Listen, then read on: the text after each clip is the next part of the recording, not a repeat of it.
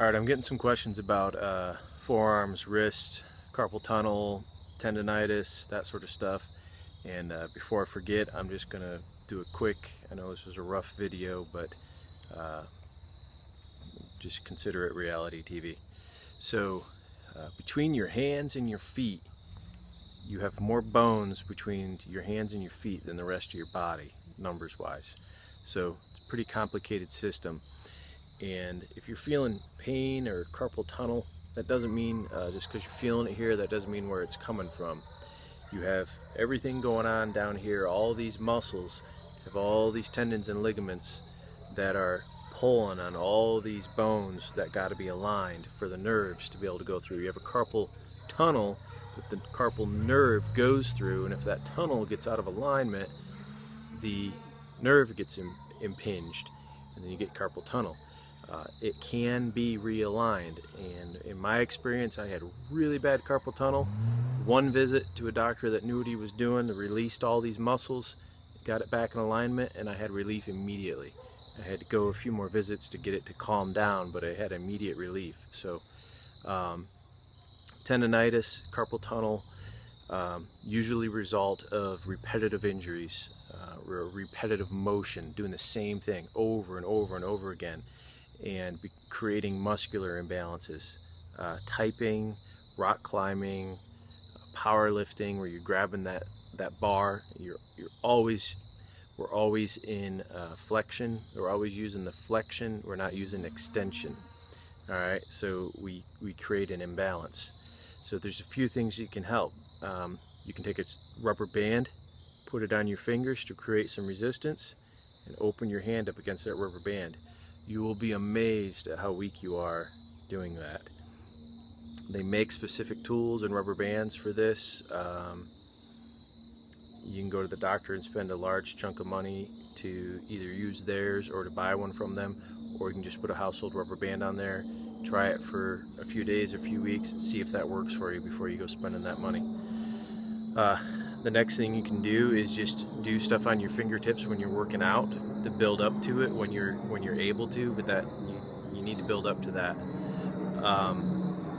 Another huge thing to do though, if it's tendonitis or it's carpal tunnel or it's anything like that, of course under doctor supervision or asking them or following what they say, use ice, get that inflammation down to create space. The inflammation is taking away space.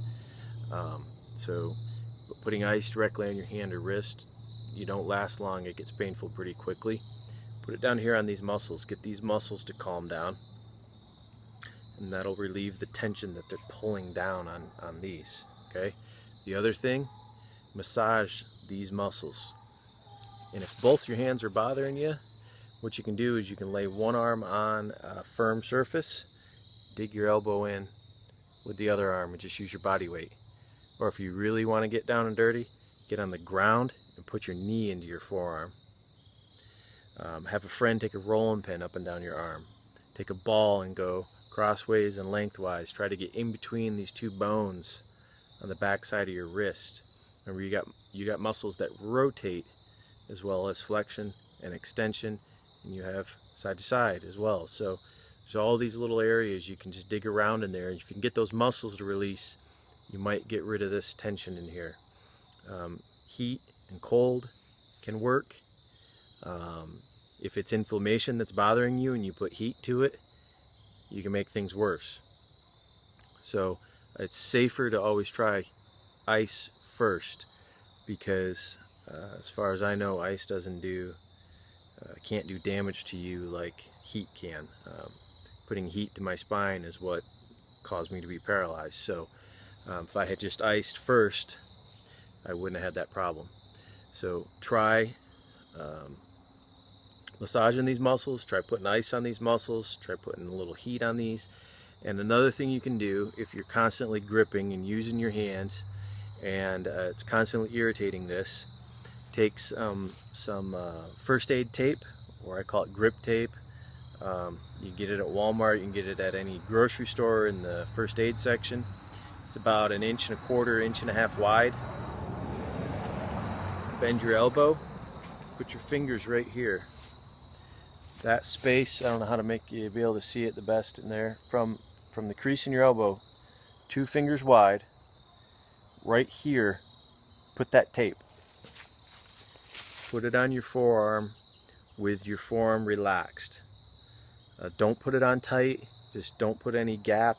Don't have a gap. Don't have any wrinkles, but don't put it tight. Because what happens is when you squeeze your forearm bulges, right? When your forearm bulges, it pushes against that tape, and the tape goes tight, and it creates a new fulcrum point. It increases the strength of your tendons and allows you to not have to squeeze your forearm as hard, which gives everything a break. Also, if you've torn any fascia in here, right, the layer that goes over your muscles, under your skin, holds everything together, if you've torn that, it'll help hold it together, which can be, you know, tennis elbow.